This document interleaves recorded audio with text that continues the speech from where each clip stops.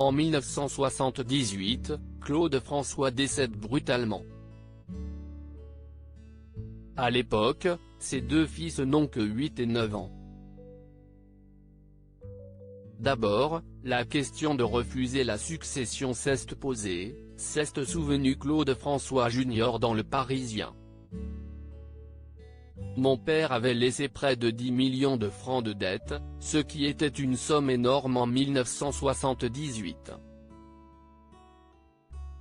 Quand mon père est mort, un tuteur de biens a été nommé et un tuteur de personnes, en l'occurrence notre mère, a été désigné alors que nous étions mineurs.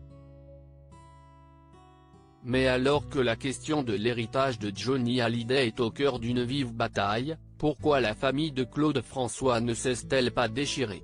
Pour Claude François Jr., la raison est extrêmement simple.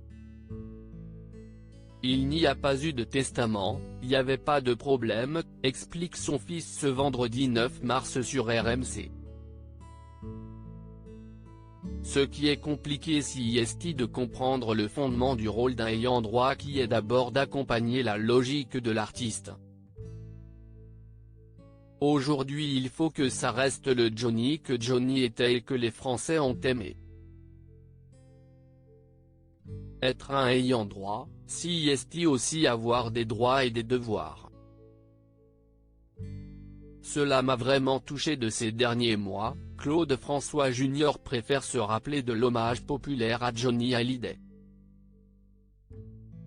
Ça réveille d'identité nationale et ça nous ramène à ce patrimoine affectif et la position de ces artistes de variété qui sont finalement des petits divins du divertissement, confie Claude François Jr.